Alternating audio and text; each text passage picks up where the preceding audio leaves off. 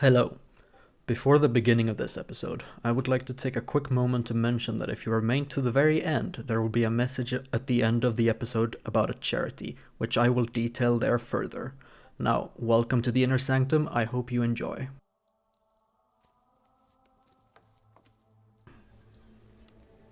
Hello, everyone, and welcome back to the third episode of the Inner Sanctum Voxcast. Joining me today is Bohdan, if you want to introduce yourself as well. Hi everyone, my name is Bohdan. I'm an active member on Baltimore's Discord server. It's a pleasure to be on this podcast. Thank you so much for having me on. Yeah, thank you for coming. I'm almost happy to be joined by fellow hobbyists, and it's kind of the point as well to just have anyone and everyone on at some point. Or well, everyone on at some point. That's going to be impossible, but just anyone who wants to be on, I'm going to do my best to have on. Well, I'm happy to be a part of that. So, Yeah, and again, I'm happy to have you. And yeah, that's where we have met and know each other from is Baltimore's Discord. So yeah, we're just gonna kind of jump right into it with. Oh, I just noticed that I didn't actually include that on our little cheat sheet. But throw it first my way. off, yeah, I want to have what I have sort of coined the friendly interrogation, which is just kind of asking some questions, like starting off with, "How did you get into Warhammer?" Yeah, that's actually a great question. So, I used to be an average. So basically, kind of Yu-Gi-Oh used to be my game of choice back in college, and then Yeah. after college, I had stopped around right when I graduated from college, like when synchros were in their prime. And then I took a break from like all like nerdy games for a while, and then I got my first. Well, I guess you could say I took a break for like maybe 2 3 years, and I got my first like real career job. And so a friend of mine was like, "Oh, you should get into Magic," and I did, and I really liked Magic. And at the time, I had started with Return to Ravnica, and I liked the worlds and the lore and the art and everything like that. And then over time, the writing quality for Magic had kind of gone downhill. And what happened was my friends. So I grew into like a circle of friends that played Magic. And my Magic friend, his name was David, super cool guy, and he was like, "You should get into Warhammer." And he had told me about like the lore and the settings, and had showed me some of the pictures, and I really liked how the Imperial Guard tanks looked. I thought they were really cool. As a matter of fact, my favorite one was the dreaded Torox that a lot of people give a lot of goof for, but I actually really liked the design of that unit. And so what happened was I was buying my first home, and at that same time, Divine Sensei's Top, or whatever it's called, was banned in Legacy. And so my friends David and Edwin, they were like, "Well, our Legacy decks just got banned out, and oh, Boden just got a house. This is perfect. We actually have a place to like go play Warhammer and stuff." Because like while game stores are nice, they have their faults, right? It's so much nicer to just play Yeah. at your house. You can have whatever food you want and all that fun stuff. And so yeah, so I got into Warhammer, and I loved the lore. It was very awesome. It was a very nice departure from the decline in writing style of Magic.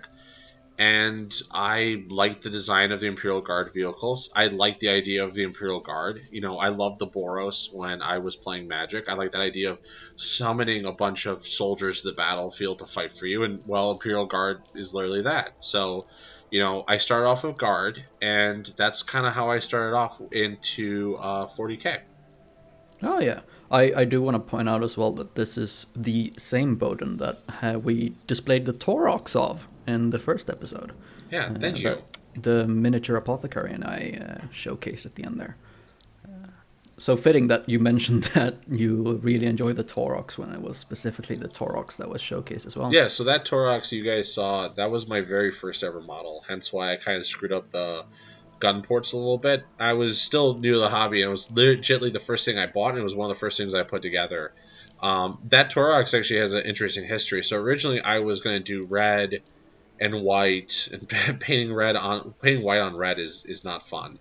So I tried Yeah, doing white is very see-through. yeah, and hell, just even trying to paint silver over red was tricky because I also was my first chance using an airbrush, so it kind of came out a little clunky because I didn't buy airbrush paint. By the way, if you're listening to this and you're thinking about getting into airbrushing, just buy pre-mixed airbrush paint. You will thank me. Vallejo Game Air, Citadel Air, they're both fantastic. If you use them all the time, I've saved myself so much trouble. Instead of, hey, if you're a master of mixing and you can make it work, more power to you. But mixing and thinning down Citadel paints for an airbrush is a nightmare. So I highly, highly cannot stress that to anyone who's thinking about getting airbrushing. Airbrushing is a lot of fun. Airbrushing looks fantastic on vehicles. You can even do it for like certain models like Space Marines, Demon Princes, you name it. But I do highly recommend getting airbrush thinned paint.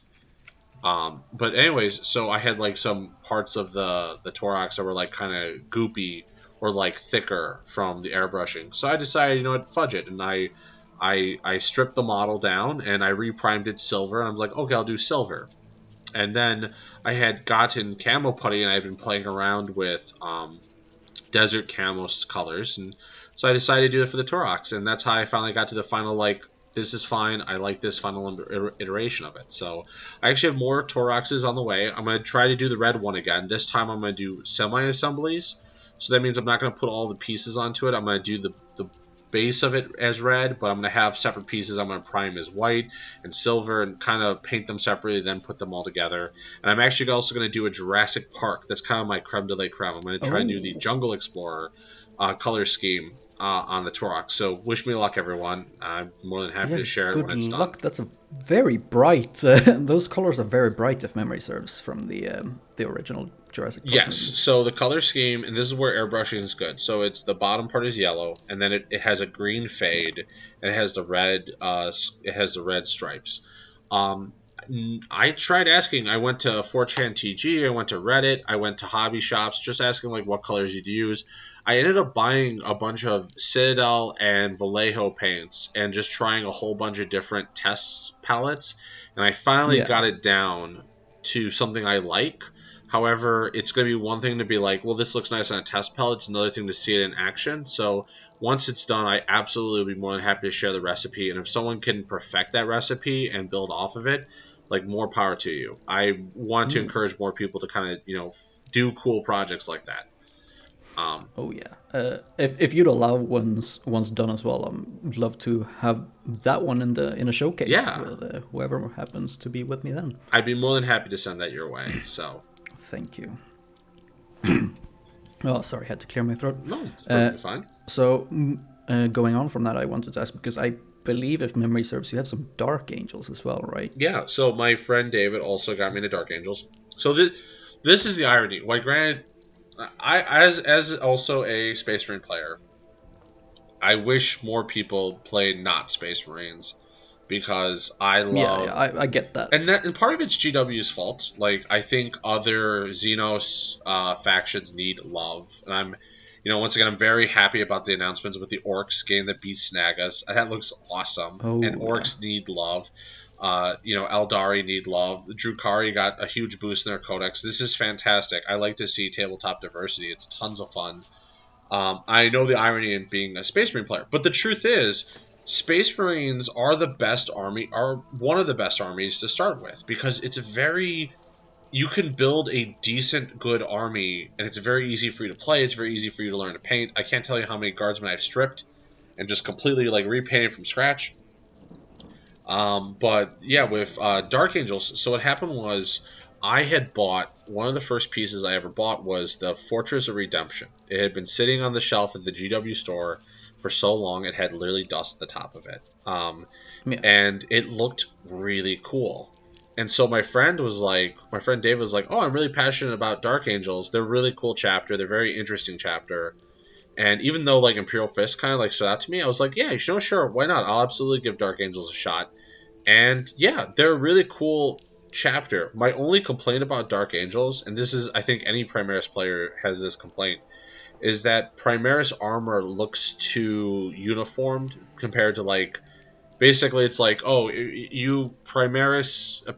armor is it's just basically an Ultramarine Primaris, just with a different color. It looks green. It looks yellow. Yeah. Insert chapter here.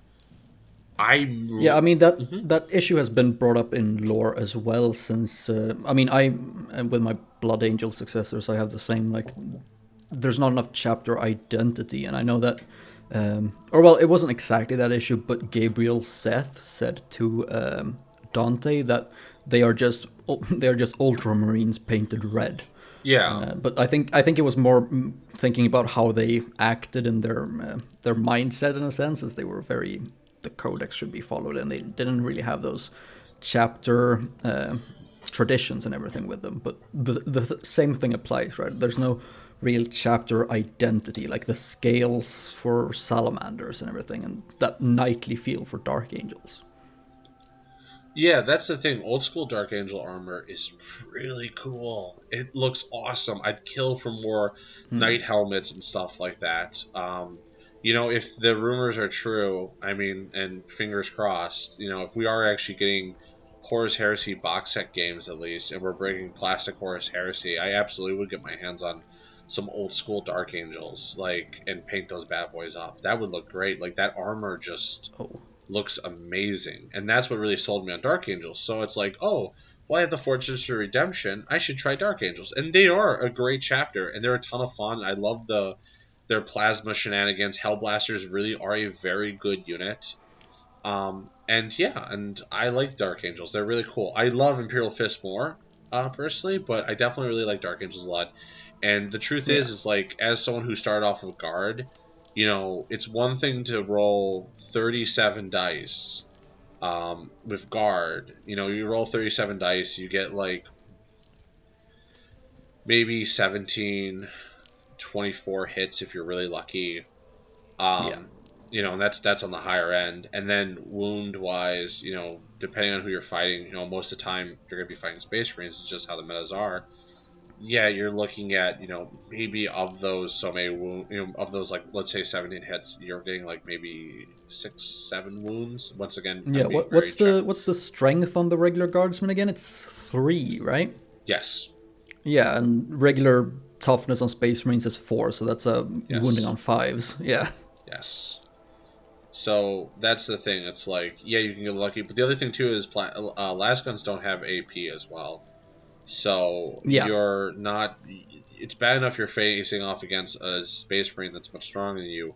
They also have a better save, and you're not doing anything to that save. So yeah, that's when your guard vehicles are going to come through. But getting used to playing the game, it's one thing to have to, like, rolling 37 dice sucks, and that's not that bad. There's other units that are way worse. Like there's like orcs or nids where you're just rolling a truckload of, like, literally a truckload of die. Yeah. Yeah. But you know, when it comes to Space Marines, it's like, oh, you have a squad of like 5 guys. Oh, roll 5, 10 dice. Oh, and Yeah. most of those dice are gonna hit. And oh, most of those dice are gonna, depending on who you're fighting against, they're gonna probably wound. And then yeah, and they probably also have a chance of failing them. So it's like, it's Yeah, I think I played a game today, right, and I played as Blood Angels, and I think the most dice I had was on the intercessors with the rapid fire, and they had rapid fire 1, and so when that rapid fire takes effect, that's a 2, so that's 10 dice yeah, on a unit of which intercessors. which isn't bad. So, and that's the nice thing. And once again, too, it's like you're also having more squads of guards. So it's just, guard is fun. It's just, guard is, my friend had put it best. Guard is the Swiss uh, army, as in guard can do what you want it to do. You just have to build it, for it. Yeah. Whereas like you can kind of win more games with like the kind of same list. I'm not saying guard's bad at all. Guard's fantastic. I love it. It's fun. But if you have the chance to get into the game, I think the best army to learn to play off as is either going to be probably going to be Space Marines, just to learn. Like, you don't have to build the army or buy the army. If you can get someone to let you borrow the army or something and get your feet wet with it, I think that's a good way for you to understand how the game works. And then once you have a good idea of how the game works, you can have a good idea how you want to build your army, of your dream army. Because the problem Yeah. was, I have guard units that just literally collect dust. Like, I never use heavy weapon teams. Like, I probably should go back and do stuff with them, but reality is I was better off not buying them. So Yeah, yeah. I mean, I did the same. I started out with Space Marines, and part of that was because I got into the Warhammer hobby because I saw the Astartes miniseries on YouTube. So obviously I went to Space Marines, but I've started to branch out a bit into Tyranids as well because, well, I've wanted to paint Tyranids almost since I started. It's just that the organic nature of them kind of scared me a bit. no, But I've had a lot of fun trying them out on tabletop sim. no, I understand that. There's some aspects of the Yeah. game, like there may be an aspect of an army that may seem kind of like gross or something like that, but once you get to know it better, you realize it's not that bad, or you have a certain control of like yeah, you can do a Nurgle army. The coolest Nurgle army I ever saw was the frosted Nurgle, like it was like frozen Oh, Nurgle. Oh, yeah, I so remember that cool. one, the Mortarion, painted by Klaus in the Baltimore Discord. Yeah, other people have done that before. Like that wasn't like unless maybe that was him that did it because I saw it years ago on like Reddit and stuff like that. It's really cool. I love that type of idea. Like Yeah, give me molten metal. Deck runs. Give me frozen Death Guard. I like stuff like that. It's cool. yeah, yeah. Some unique versions is the better way to put it of otherwise rather uniform in a sense armies like Death Guard or Death Guard. It's always plague and disease and such otherwise, right? Yeah. So the frozen aspect of it is, or frozen version is a really nice one. It looks cool as well. It looks really cool. But you said that Imperial Fists are your favorite Space Marines, but I know Yeah. you have Dark Angels. Do you have Imperial Fists as well? So I have them, but I haven't started building them yet. So I literally have No. just one test model built. Unfortunately, just life is busy, so life Yeah. responsibilities first. I think this hobby is great, but never shirk personal responsibilities, be it health, working out, especially now more than ever during these COVID times. It is important. If you can exercise, definitely get exercise. There's ton. The world is an awesome place, and we only have so much time on it, so it's also cool to learn new skills and learn new things. But yeah, just it's always good in balance, And then on top of the two, I'm as Yeah. a homeowner, I just have, all the extra headaches that come with, owning a home. Not that that's a bad thing. It's part of the fun of it. So, um, It's a lot of work to maintain and, well, afford and everything, right? So yeah. yeah, it also doesn't help too that like I'll admit when it comes to painting, I'm not the most motivated. I like when the idea is like, oh, let's do a painting party. Like, yeah, that sounds good. But a lot of times too, just with painting, depending on what you're doing, like be it airbrushing, like sometimes there's just a decent amount of setup, and Yeah. one thing leads to another, and then you just don't get around to it. So I do think it's important if you're passionate about this hobby, definitely try to figure out a schedule that works for you. But at the same time, too, the world is an awesome place. So, there are other things to do. Don't neglect the real world. Like if you get the chance to go out and exercise or when things get more normal and socialize, absolutely go do those too. Like hobbying is fantastic, but it always comes down to a balance. Like you got to find a good Yeah. balance for Yeah. yourself. So, Absolutely, absolutely. And there was something there was something on my mind, but it absolutely escaped me. no, Jeez. that's okay. That's half the fun of Yeah. this. I remember you just want to talk about, just general hobbying. One big thing that Yeah. I remember you're very passionate about, something I'm passionate about, was just about how to help people learn to play the game and just kind of the direction you like to see the community go. Uh, I personally, I personally think that this is a very great game for a lot of reasons. And yeah, there's other games out there when it comes to tabletop that I do wish to get more love. But 40K is definitely a good springboard to start off with.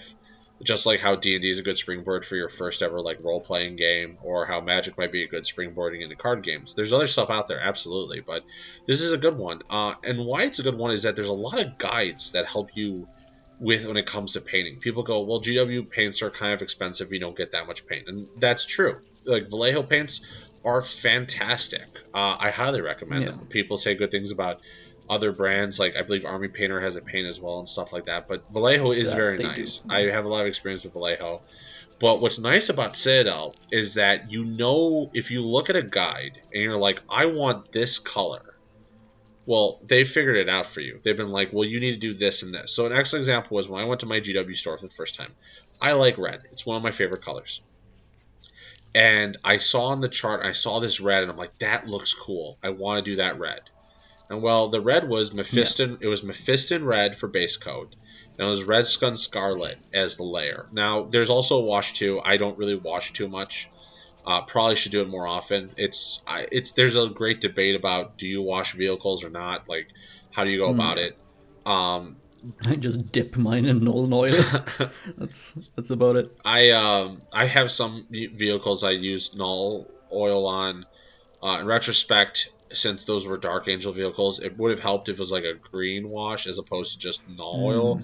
I mean, it's okay. It works for a Rhino because it's like okay, it looks a little dirty because it's a Rhino. It's like perfect. Um, but that's the nice thing about Citadel is like, hey, it shows you like I need to do this, this, and this for this color. Now, granted, at the same time too, with any other brand like Vallejo and stuff like that, people have made guides online. People are really nice. There is a lot of great people. I've gone to people on Reddit and I'm like, wow, I really love your model. What paints did you use? And a lot of people are very passionate about talking about what they did and what they like. So, people are always kind of willing to help people out. Same thing goes for the tabletop, but like I think it's a good skill to learn about painting, and you'd be surprised how many like nice people you can find at your local game store, at a GW store. You can find online. And, heck, I'd even argue that like I'm an active member of like 4chan, and I know a lot of people think, oh, it's a spooky, scary place, but the reality is this: is that it's a variety of different boards, and different boards have different like cultures. And so Yeah. some are pretty, abrasive is the nice way to put it. But there's a lot that are actually really welcoming. And so, yeah, I've actually gotten a ton of amazing advice from the work in progress threads on 4chan TG. Like, they helped me out a ton when I first got into this hobby. And especially during lockdown, because I really didn't have anyone to go to get advice. And I didn't have a shop. At the time, no one could go to shops and that. So I went on there, and I got a lot of really fantastic advice. Yeah, of course, you get your occasional insult here and there, but it is what it is. But I got a lot of really good advice. I got advice about priming and paints and contrast and wet palette techniques and stuff like that.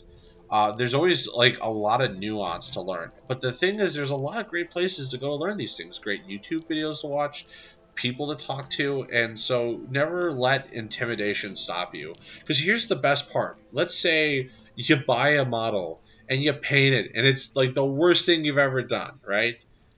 Yeah. You can always keep working on your models, keep improving, and then you know what? You toss that little model in a bottle of isopopic alcohol, rinse it down, wash it off, dry it off, reprime it, and repaint it. I can't Yeah. tell you Yeah. how many models I've done that for.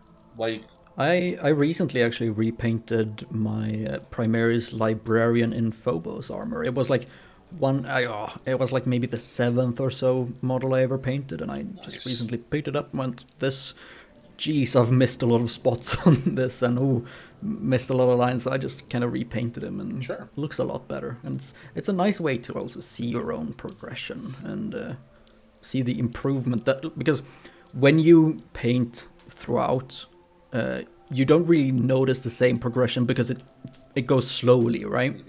It's sort of like you don't really notice your hair growing, but if someone saw you 2 months ago and then saw you now, they'll notice the change because they haven't seen the in between. So it's sort of the same there. You don't really notice it because it ramps up so slowly that you just adjust the difference as you go. But if you put your first model and your most recent model next to each other, you see that drastic difference, and it's pretty nice. Yeah, so that's the thing. There's a lot of different ways. There's a lot of different techniques too, and it all depends what works best for you. Yeah. I love airbrushing. I airbrush my Space Marines. Now, yeah, does that make my job a little harder when like I'm trying to do like the little joints? Yeah, absolutely. I'm not gonna lie, but that works for me. I Yeah. use contrast paint and I just hand paint my guardsmen. That works easiest for me. Sometimes I do sub assembly, right? Where like you'll do stuff like, oh, I'm doing a Scion Trooper. Well, when I put them together, I'm gonna glue legs to the torso, head to the torso. I'm gonna leave the arms off, and I'm gonna prime it all, and I'm gonna put little blue tack over the arm, where the points where I want to cover it up so that it doesn't get paint on it, so I can just use the special Citadel glue. Because here's a fun tip. Citadel glue, when you're working with plastic models, is fantastic because what it does is it's not actually glue. What it is it melts the plastic on a very like small level, and then they reform. So you're basically melting it, you're fusing it into new plastic. Well, this gives you a small window to like adjust it. It holds pretty quickly. It's really great to work with. Like I really do like it a lot. But however, if you have paint on any parts of it, right? So let's say like you have an arm and the body, and you had the arm had a little piece of blue tack, but the body didn't. Well, that's going to have paint there. Well, now that paint's not going to adhere to the plastic. So that's just a case for super glue. So you can make it Yeah. work even if you get paint on it. But once again, plastic glue makes it so much easier, and it really is worth it. Like just to buy What? plastic, Yeah. the glue from What I GW. actually tend to do personally, because I started out doing a lot of sub assemblies because I just like watched some videos and just like, oh, sub assembly seems like the best option for me because I'm not going to be able to reach all the areas otherwise. And if we take, for example, a standard intercessor, right? I tend to put the legs on the body and I do that, and then I put the arms on afterwards. And I just tend to like take my hobby knife or something and just kind of scrape off a little bit on the like torso and on the arm where they connect, just so that there is a bit where the plastic goes together, just so there is a tiny bit where the plastic glue can take effect. Yeah, exactly. And once again, the thing is that everyone's got their own technique. So I do some assembly for like vehicles. So an excellent example Yeah. is next time I do my next Torox, because I want to do the red again. I'm going to leave the treads off of the wheels. I'm going to leave the little smokestacks off because I'm just going to prime those lead belcher because that's the color I Yeah. want. So that way it's going to be much easier and faster for me to paint. It's like prime it lead belcher, throw in some null oil, cool, I'm done, and then just glue it on with some super glue. Yeah. Everyone's got different stuff that they work with. I'm actually going to also for the inside of the Torox. I'm going to go the extra mile. I'm going to first prime the inside Wraithbone white. Then I'm going to tape up the top of the top of the Torox and the windows. Yeah. And then I'm going to prime the outside Mephiston red. And then I'm going to go airbrush it. That way I can easily paint the interior of the vehicle because now I'm working with a Yeah, lighter without the primer. red hindering it. Yeah, Yeah, yeah, yeah. because red is a really hard color. Red, greens, black, they're going to be hard colors to paint over. Stuff like Talaran sand and Xandri dust, that's not that bad. Like it's going to be like there are lighter colors and there's darker colors. So you remember in war when it comes to painting, it's always going to be easier to go light to dark than dark to light. Not to say you can't do it. You absolutely can do it. And this is where I'm going to give your listeners the biggest 40K painting best advice. If you like white, don't use white. This is Yeah. you want to use gray. And I didn't listen to my GW guy, and I'm hitting myself. He was absolutely right because in my head I was like, oh well, it looks kind of white, but it just says gray on it, and I don't want my models to look gray. I want them to look white. Uthrin. I think Mhm. I think Citadel's Gray Seer is a great one because it is gray, but it is Oh borderline white, and no, it tends to be the background for a lot of the contrast paints as well. I think it's the background for Apothecary white contrast as no, well. I'm gonna disagree with you. So here's the best Oh, white that GW has that's not white quotation marks.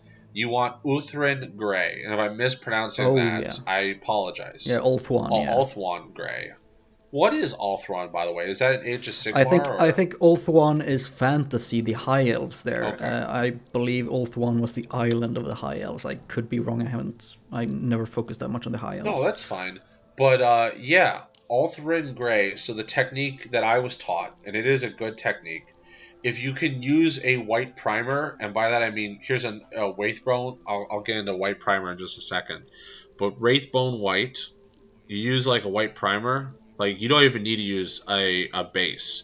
But if you don't, so in the case of my Impulsor, I did Dark Angels green, and then I did Vallejo Sick Green airbrush over it, and I wanted some parts of it to be white because, well, it's Dark Angel color scheme.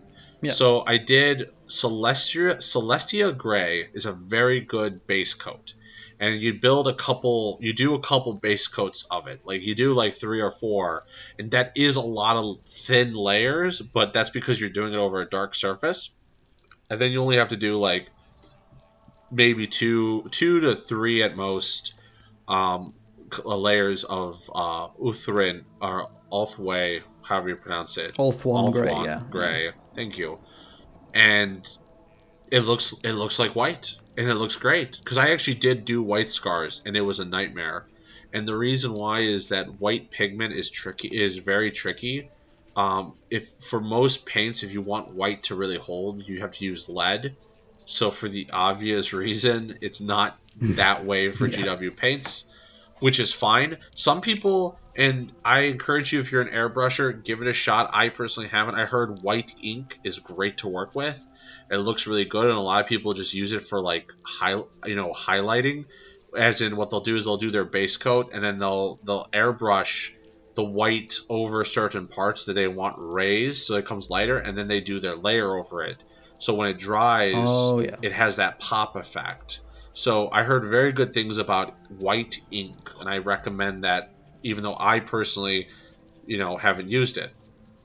But that's my little white rant when it comes to the paints, Yeah. or gray rant, is if you want to say. I mean, I agree because I have my homebrew chapter, the Templars of Sanguinius, and I have them. It's like it's a bit of a cliche, perhaps, but they're not fully codex compliant. And I am so tempted to just take every apothecary I have so far and just go, nah, their apothecaries aren't white. That's because I don't like painting with white, especially since I prime my Space Marines with. I used to prime with Chaos Black, but I ran out, so now I have the Army Painter Matte Black. Yeah. And getting getting white over that is, yeah, no, that's a lot of layers before the black isn't visible anymore. Jeez. Sounds like a nightmare. What I was Yeah. gonna say was, when it comes to primer, that's actually an excellent. That's a segue. So Corvax White, I believe it's called. That should legitimately be illegal to sell. That primer sucks, and I can't emphasize this enough. Wraithbone White is the absolute best primer, without question. It's just so good. Like, I can't stress it enough, because the problem with primers, and also part of it depends what your situation is. If you can prime in your basement and it's temperature control and you don't have to worry about humidity, bless your soul. Lucky you. But a lot of people don't have that luxury. And some people live in shitty parts of the world where it's either really cold all the time, or it's really hot all the time, or it's really humid all the time. So when you're trying to do priming, right? Well, temperature, and there's three factors that you have to take into account when it comes to priming. A, how good you shake your can. B, how good the temperature is. Is it too hot or too cold? And then three, or C, humidity. Is humidity high? These are going to affect it. Well, Corvex White is just a tricky primer to work with. It kind of comes off as chalky, and sometimes you can get this like chalky bubbling effect on your minis, which you don't want. It's a pain. You might as well just strip and start over again. I mean, Korvax white as a regular paint is a bit of a pain as well. I got that as the first white I used, and it's literally just it's like a lump of chewing gum in the pot, and you have to add all the water you have before you can Yeah. paint with it. Jeez, yeah. So Wraithbone White, on the other hand, is it's white, but it has a tinge of yellow. And I promise you, when you actually get to painting, you're not going to see it. If anything, it's going to help you, especially with contrast paints. So I had a squad of guardsmen that I did with Corvax White, and I did one with Wraithbone White. The same paints, it was Agros Dunes and Skeleton Horde to do like do desert like gear basically. Yeah, yeah. And the Corvax white ones are kind of flat and darker looking, whereas the Wraithbone white ones, they have this nice pop to them. They look very vibrant, so it's really good color to work with white. So an excellent example, right? My Space Marine successor, my Imperial Fist Space Marine successor chapter, I wanted the pauldrons to be white with gold trim. So I Yeah. just primed it Wraithbone white, and then I just airbrushed Utherin gray on the pauldrons, right? Literally took like two seconds. It was no biggie, and it looks great.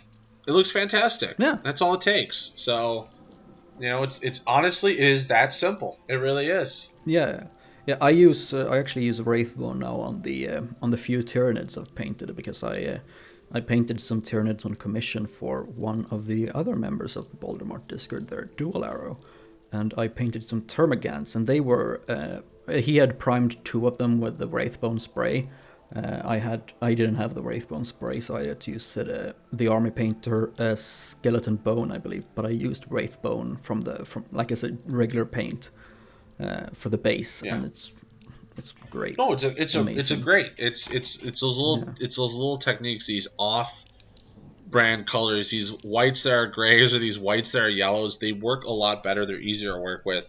At the end of the day, I had to strip probably 50 plus guardsmen. I'm just trying to save people the trouble because it's like, yeah, Yeah. that primer is gone forever. It's gone, and its effects Oh were yeah. pointless. Mm, Are there yeah. models that I have of Corvax White? Yeah, absolutely. There's a bunch of stuff I still have of Corvax White. There's stuff I still have with Mechanicus Gray. There's stuff that I still have with Mephiston Red. But truth be told, Wraithbone White's where it's at. Yeah. Yeah. Absolutely. Of course, it depends on what you're going with. But if you're going for, say, oh geez, uh, if you're going for Black Templars, then you could as well just go with like Chaos Black or something as well. The only issue would be the white trims or the tabard bits. But if your thing is like almost entirely black, then it's usually easier to go for something dark, because then it's not as noticeable in the areas you can't reach with your brush. I remember when I started out, I got the easy to build Redemptor Dreadnought, right?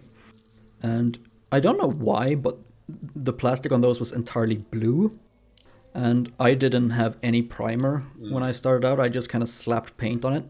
So there are like, I don't notice this as well just with the bare eye, but as soon as I take a picture of it, there are so many just spots of blue that I can see in the like black and the red. It's But priming it with black, all those areas that I can't reach just kind of become like shadows. So that's another thing too. I had someone ask me like, why do I want to use like a certain color primer sometimes? Primer is going to reach those hard to reach areas. Obviously, if you have an airbrush, you're not going to have to worry about that too much. But even then, there's still going to be a gap or two you might have missed. So it helps when you're like, oh, I'm going to, for example, right? I plan to paint a Space Marine vehicle. The majority of the body is going to be red. So I'm just going to Mephiston red that one. Yeah, there's parts that I want it to Yeah, be, not, like white or silver, and that'd be better to use lead belcher. But the majority of the model is going to be Mephiston red, so logic would dictate I should use a Mephiston red primer, make my life easy. yeah, So when you're trying to figure out your like color scheme, put your primer into a factor. Yeah, there are primers that you can be all catch all. Like a lot of people will do, like, oh, I'll just do black, or I'll do yeah, Wraithbone white. Those are two great fallbacks, is the Chaos Black or the Wraithbone White as primers, because there's going to be color schemes that you can just use those. But it helps a lot of times when you're like, oh, I'm doing Tellar and Sand, so get Xandri Dust, because you're only going to have to do like maybe at best like a coat with an airbrush, or maybe one or two thin coats when you're hand painting it, as opposed to having to go the extra mile with the regular stuff. So, yeah. that's another factor to put into play. Something I wanted to kind of step away from the hobbying. So, not to Yep. date this episode, but as of right now, Warhammer Fest is going on. And I wanted to ask you, what was your thoughts about Warhammer Fest? Now, granted, tomorrow's the final day with the super Oh secret right, the special mystery. announcement, which Mm. I, once again, too, probably when this podcast comes out, it'll be over with, but totally cool. Yeah. Um, my money is Eisenhorn TV show, and Yeah. my wish is Plastic Horus Heresy box set games. But Yeah. Yeah. Yeah. Absolutely. I think Plastic Krieg would be amazing too. But Yeah, but I feel like they would have included that in, well, I can't say today's anymore because it's past midnight, but in the 40k one, they would have included Krieg there. it's Uh, I mean, a dream for me mhm. would be the return of Battlefleet Gothic, because I got into the hobby way after Battlefleet Gothic stopped being a thing, and I really just want like some Space Marine ships to kind of represent what my homebrew chapter has in lore, right? Yeah. Plus, it's cool. It's spaceships. Battlefield Gothic So is awesome, but from what I heard, the gameplay is mediocre. yeah, Like it's a lot of focus on torpedoes and stuff.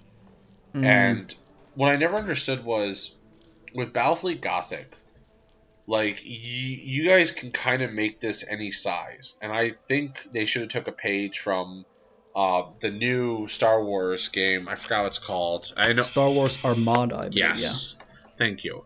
They have bigger ships, and it's just like just because you can sell a small model doesn't mean you have to. It's like you guys could redo the scale of this game. I'm pretty sure people would be fine. I'm not saying every battleship should be huge, but like, why can't they be, bigger? Like, why can't they be like half the size of a Rhino? For your average Yeah, exactly. battleship. Like you could have a ship that's about as long as a regular cola can is high, right? Yeah, Instead of just having it be about as long as your little finger and yeah. nothing A more. lot of the ships Yeah. you can just put in the palm of your hand, but it's like you can kind of do whatever you want. I think if they were smart, they would just be like, "Hey, we have classic Battlefleet Gothic. This is the new bigger size ships." And with bigger ships, you can have more attention to detail. There's definitely a huge 3D printing market out there where a lot of people would make their own Oh custom yes. ships. I think there's a market to be made. I think Battlefleet Gothic would be amazing. I've always wanted to do a team game where you have people playing Battlefield Gothic on a side table, and then you have the main game going on the big table. Oh. And Yeah, so the orbital battle above the planet in a yeah, sense, yeah. and so how it Hmm. would work is depending on how the orbital battle is going would affect the ground battle. So if you had something like Guard versus Tyranids, for example, right? And Yeah. you had, let's say, in this new Battlefield Gothic, you had Tyranid models, and you had, Guard, standard, Navy models, right? So let's say the Navy's Yeah. kicking Tyranids' butts. Well, that means, you could get some, reinforcements or some supplies get dropped down. Maybe you could revive some troops, quotation mark, because they're a new squadron or something like that.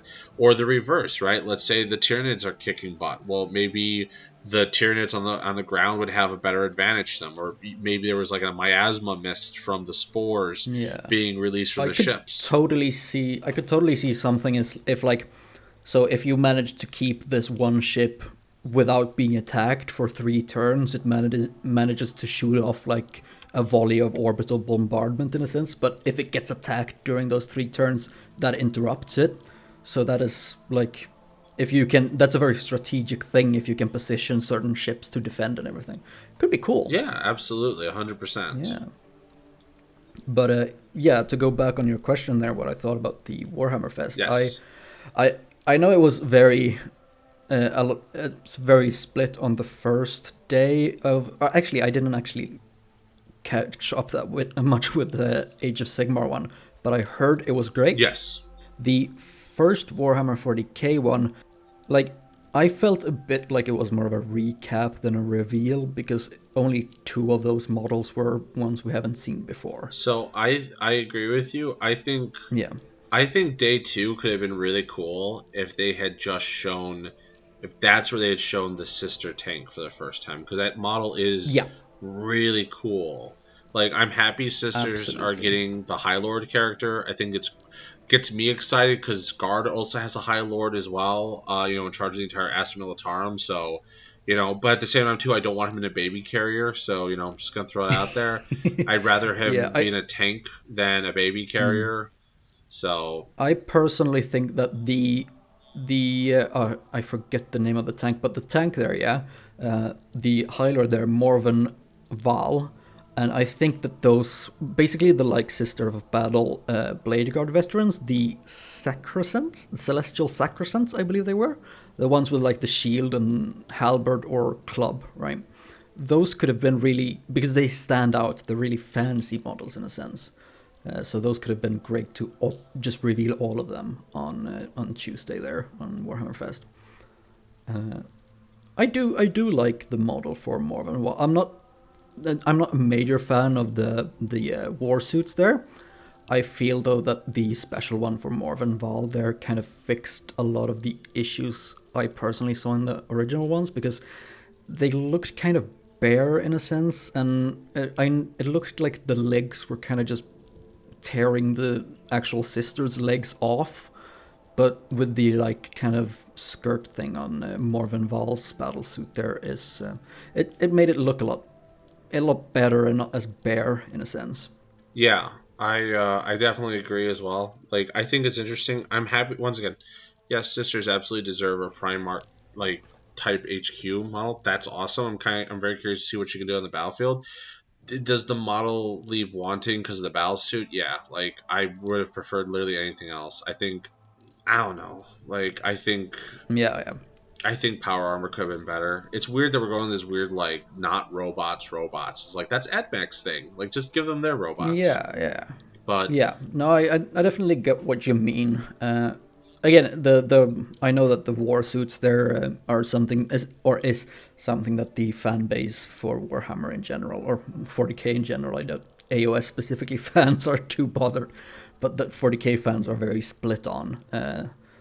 Like I see the usefulness in them. I feel like the design of them could have been a bit different, I personally. mean, I rather just see a sister. I would have liked her in like a sister and Terminator armor style. Like that would have Oh, been cool. So yeah, absolutely. I don't like the baby carriers. I don't think I want. I mean, there are people who like them. Obviously, like they do sell, but I'm Yeah. not crazy about them. So Well, do they? I don't think they're out yet, actually, so they don't sell yet. But no, there's one for Grey Knights. So oh, right, yeah, I forget the name of it, but I know which one you mean. Yeah.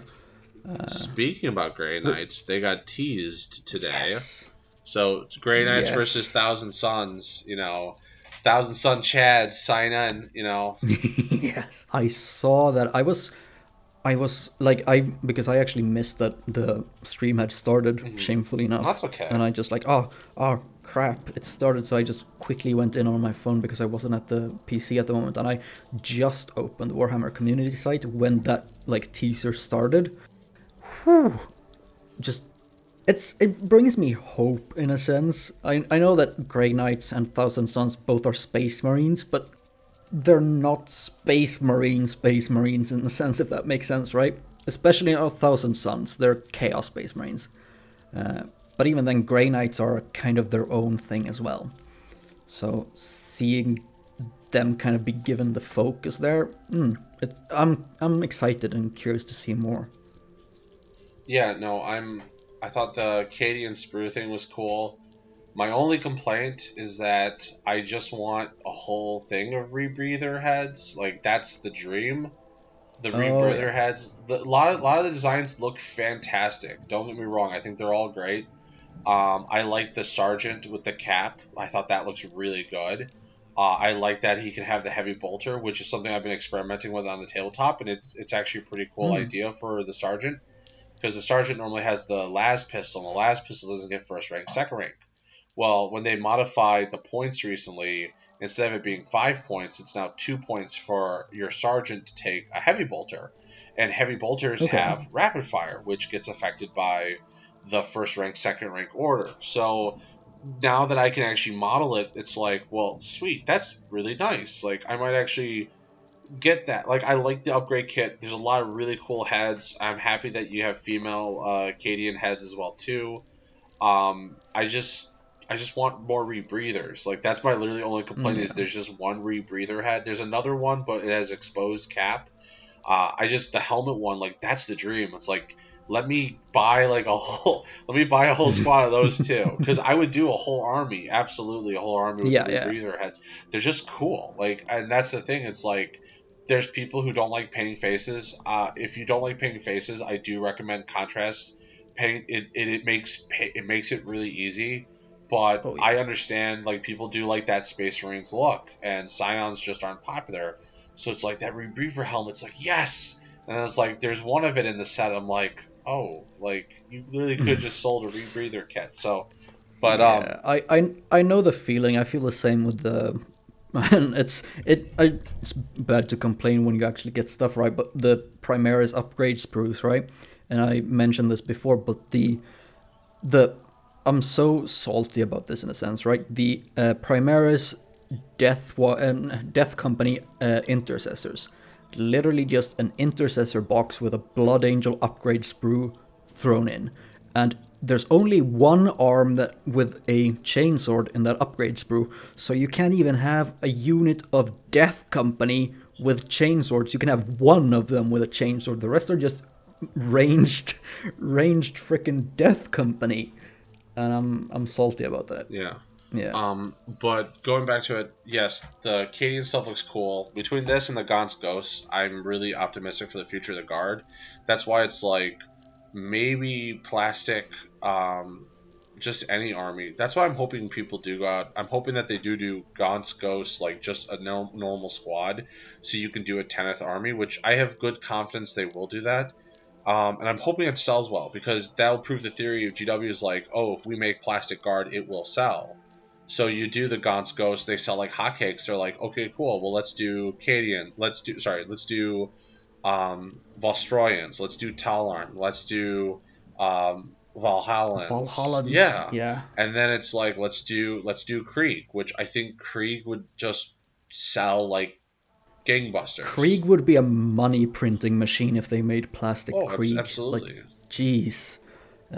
I was gonna say that, like, again, not to, not to, what's the saying? Not to pick a gift, punch a gift horse in the mouth or whatever Yeah. it is. But like, I was kind of like, when you're actually coming out and like, hey, more Astra Militarum stuff, and it's just more Cadian stuff, which there's already plenty of Cadian stuff, when it could have been like, as like it could have been upgrade sprues for Valhallans or Vostroyans or anything like that. So as a Cadian player, I actually completely agree. Like my models are done.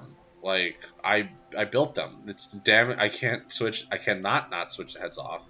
I'm hoping it kind of becomes a trend where they're like, hey, we're gonna sell different squads like just an upgrade sprues. Like you can make that Yeah. work. It's like cool. Like just sell Vostroyan heads and arms, and then just give us I'll even just take the Cadian chest and Cadian legs. Like you can make it work. But I'm hoping if they do 10th, that it sells well and they're like, oh, this makes money. Cool, let's keep doing this and let's get more people into it. Yeah. I mean, if I want to get really picky, I would, and once again, too, I'm hoping this is the beginning of more cool stuff. Kind of like how the Beast Nagas was like, oh, because they're like, hey, we got more orc stuff coming. It's not just going to be the Beast Nagas. Like, we're doing some other ranges as well. And it's like, oh, sweet, that's great. I'm hoping that's going to be kind of this thing, too. It's like, well, hey, we gave you Gaunt's Ghosts. And we've given you new Cadians. Well, maybe there's more on the line. Like maybe I know this is gonna sound cocky. Maybe there is a new vehicle for Guard around the corner. Ooh, yeah. I would if I had anything, I without question would want a Volkite tank. Since Volkite is coming back to the lore, now that Space Marines are using Volkite. Yeah, the Blade Guard Lieutenant, Yes. I want to say, uses a Volkite pistol. Yes. I'm hoping we can see something on the lines of like Volkite Hellblasters. It's a very cool concept. But there actually is a Guard Volkite tank, but it's Forge World. But they made rules for it for like, GW Warhammer. But it's Forge World. So that means it's made of their resin, and it costs $100. Now, granted, unfortunately, with the price creep that's happening with models anyways, a Guard tank's going to be $100 the next couple of years anyways. When I started, Guard tanks were $50, which I thought was perfect. That's not a bad price for a tank. It's like it's a good unit. It makes up about like of a 1,000-point list. It's like it's one. I'm terrible at fractions. Between 150 and 200-ish, like, for one. Yeah, like a tank will be like 200 points, out of your 1,000-ish. It's like, that's not bad. Yeah. I think a tank commander demolisher is 225 points as of right now. Like, that's not bad. Like, for $50 for that much, like, and it's a good tank. It's like, I was fine with $50. Now Guard tanks are $60, and it's like that. You're getting close to that 100. You're getting very close to that $100 cost for tank. Like, I know that sounds crazy, but it's like, okay, well, if it goes up $5 next year, and then $5 another year, well, now it's $70 for a tank, and it's going to keep going up and up, and that's a little ridiculous, But I think it's called. So it's on Forge World. And I think it's called the Kakaradon or Caradon. I'm butchering its name, and I apologize. It's a very interesting looking tank, and it has a Volkite turret on it. and Yeah. I would love to see that come to 40k. Either give me a Lehman Russ with a Volkite turret on it, or give me a brand new tank. You could Yeah. be like, it could be, because that's the thing. It's like, yes, there is an innovation in 40k, but you could, they're always finding new ways to make new stuff. So they're like, oh, well, we found this STC, or Mars released this STC they were holding on to years, because Volkite was, a rare commodity. Now it's kind of coming back again. So there's a lot of ways to work in new vehicles. They did it with the AdMech, they did it with Primaris. So it's like, Yeah, with the impulsors and repulsors and gladiators, yeah. so it's like Guard can get some new vehicles too. It wouldn't hurt. Just Absolutely. one. And because yeah, we do have a lot of vehicles, but then again it's like the Hydra and I forgot the other one. Like they're not the same vehicle, but they're not so divorced. Like you get slight Yeah. variants of different vehicle. It's almost like the Gladiator tank, right? So the Gladiator has three different versions. It has the Yeah. Valiant, which is the best. It has the Reaper, which is the second best and really good, and then you have the shitty Lancer, which is last. Hmm. So I actually looked it up. The Reaper there as well as 250 points. So yeah, around there. yeah, I happen to have Battle Scribe open on my second yeah, screen. the Reaper is great. I like it. I've used Reaper in battle. That's the only one I've tabled so far is the Reaper. I'm in the process of building the Valiant, though that probably is the better of the two. But the Reaper is really good against like Gene Stealers, Tyrannid, little Tyrannid swarms, Guard, obviously. Well, then again, anything stronger than a Leaf Blower is good against Guard. I say this as a Guard Also, player. yeah.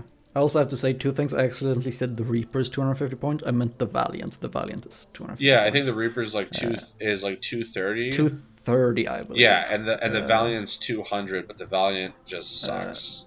Valiant is Oh, 250, whoa, Reaper is 230, and Lancer is 200. Lancer's 200. I literally just Yeah. praised the Valiant and then Yeah. insulted the Valiant in like the span of a minute. I Yeah. apologize. I do also want to say real quick on the subject of tanks, the Sisters of Battle one is the Castigator. Came to me during all this, Oh so yeah, I couldn't remember the name before. and it's a really good tank. It It's is. It is. It gorgeous. is. It's based on the, or well, it is a Predator tank, but it's their own, and it looks amazing. Yeah. I mean, like honestly, Sisters of Battle have some of the coolest vehicles, like the friggin' organ gun missile launcher tank. Like, it's just wicked, wild, and I absolutely adore it. N- Now I'm gonna sound like a snob. I just wanted them to get hover tech, but that's because I just love hover tech. Oh yeah, yeah. I know that when I first started out, and again, I just started out last August is when I got into the hobby, and I saw the Primaris tanks, and I was like, I kind of want the regular tanks because I want this heavy thing that rolls over anything, right? Not just something that Hovers. hovers forwards, right? And I actually, when I was in the Warhammer store and I was looking through, and he was like, "Well, if you're gonna play, you might want to get one of the gladiators here. They're actually like the new ones, and they're more up to date in a sense, right?" And I was like, "Yeah, but treads though, just tank go brr." But I have absolutely grown more fond of the Primaris ones. I haven't got one yet. I hope to soon, but I've definitely grown fond of them, and I want one. So So, fun fact about me: when they announced the Impulsor, I hated its design. I thought it looked stupid, and now it's legitimately one of my favorite 40k vehicles. Like I love it. It's one of my favorite. Now, the only reason why I didn't like it was I didn't like the hatchback, which I grew to love it over time. But the Gladiator tank definitely like it's like perfect. Someone actually sells a third party company sells um a hatchback cover. It's really cool, but it's like $20 for essentially two pieces of resin. Like no joke, like literally two slabs of resin for like. do you remember their name, the company, or Oh, that's actually a good question. if not, we'll just find it after, and I'll link No, it in the I'll description. find it. But here's my big question: while I'm looking that up, what do you think tomorrow? What do you think the big announcement's going to be? Like, Well, geez, I heard. Oh, was it? I think it was Kirioth's video. That was like it would be kind of funny if they because they announced during the boxed games one, right? Uh, oh no, sorry, I'm 1 day behind here. But during the boxed games one, they announced the freaking plastic Thunderhawk, but it's for Aeronautica Imperialis. So it's just the tiny one. It would have been funny if they just then the day after went, okay, here's the actual plastic Thunderhawk. But no, that was the day before yesterday and yesterday. So the last day here, the big mystery. Jeez. I'm still salty about that announcement, and I play Aeronautica, so who am I to complain? No, just Yeah, I get that though. Like, yeah. and everyone's like, haha, it's funny. It's like, no, I was legitimately, and I should not have been mad. I totally saw it coming. It was box game day. Like, I knew they were gonna do that. Like, Yeah. I shouldn't be surprised. Just so you know, so it's what it is. It's called it's closed top armor upgrade for Impulsor. It's $16. And it's Okay. like it's so what it is. It's two primary pieces of resin, and then it gives you three switch outs for like what you want to put on the top of it. But it's like yeah, like $16 for essentially two and a half pieces of resin is you're asking. I'm like, come on, like Yeah. that's a lot. What's the company? The company I'm seeing it on. Give me a second. Yeah, Here we no worries. go. Okay. Modelsandminis.com. So go to Okay. modelsandminis.com. Yeah. Oh, it's $18 there. I guess you know that's probably yeah because I was looking at the Spiky Bits announcement. Obviously inflation, but yes, does it look nice? Absolutely. But it's like it's yeah that's a lot of money for just making my little impulsor have a closed top. Like it looks great. Yeah, I get what you mean. Yeah. And they give you different like little mini sheets of resin to put on top. So it's like you could have two closed doors. You can have the traditional, you know, the repulsors, you know, like layout. So you could put the antenna or whatever type of turret on there, or you can even put like it has the predator hole, so you could put like a predator cannon on top of it. But it's just Yeah. like $10, perfectly fine. Uh, $15 really pushing it. $18, it's like that's gonna have to Yeah. be no. That's gonna have to be a hard no. Yeah, no, I get what you mean, but yeah, I've personally been looking a bit at Liber Demonica, Hmm. or Liber Demonica, because they do a lot of like very chapter stylized stuff, and I've seen their like concept art of very chapter stylized armor platings for the gladiators, like very obviously Blood Angel looking or Black Templar ones with crosses and chains and everything out.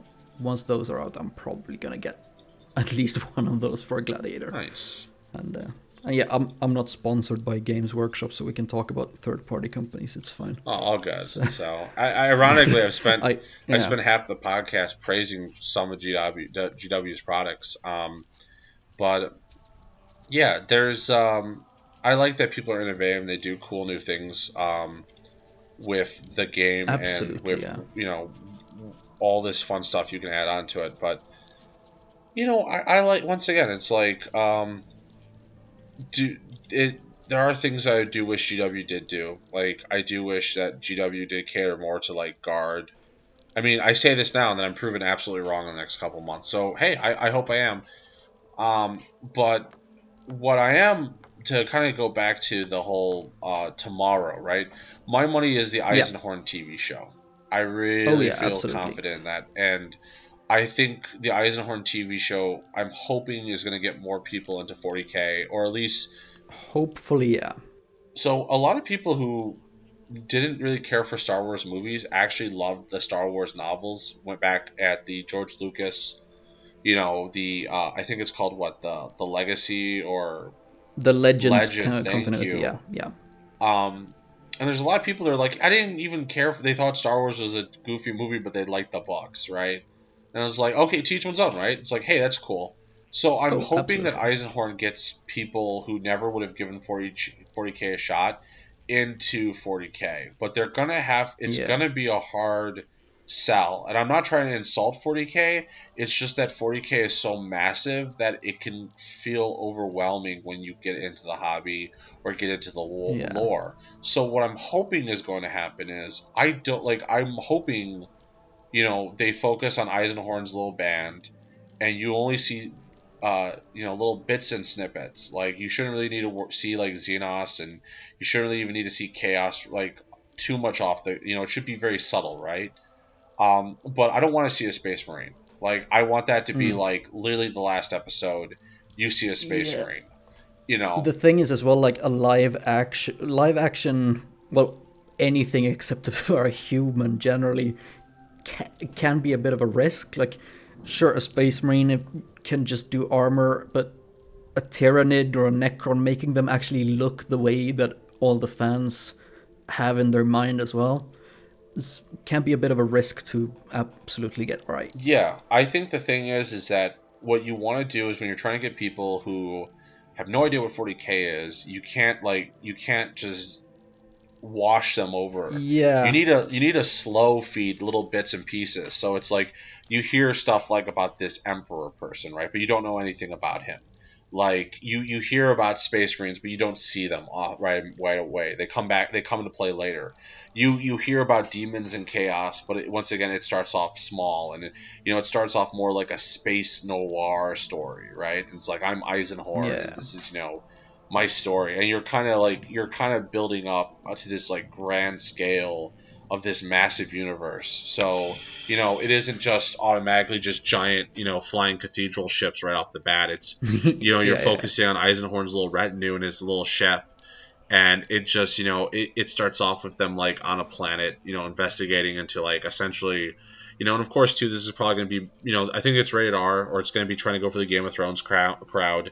So my money mm. is, like, you're probably going to see like a Slaneshi cult doing Slaneshi Oh things. jeez, yeah, But that's the thing, because you're trying to get that like adult audience that likes Game of Thrones. yeah, So yeah, and I know that this is being led by the guy who did Man in the High Castle, which is a very good show. So it's got a competent writer behind it. So I like to believe that a competent writer will look at this and be like, okay, 40K is a lot, and we know 40K fans will be excited to see stuff. They're just excited to see anything. So it doesn't have to just be this giant dump of 40K stuff. Like, you start off yeah, small and you get people hooked and they're interested, because what's going to sell a non 40K fan on the show isn't 40K. It's going to be these characters. Because it's going to be like, I really like Eisenhorn. I really like his character. I like his retinue. I like this story. I'm curious about this mystery. You and I know all about all the crazy stuff Eisenhorn's going to go through, and all of us, it's like, yeah, yeah, exactly. we know the bottom of the iceberg, but they don't know that yet. And I think it's good to keep people hooked, and then as it keeps going, they're like, wow, this world of 40K is immense.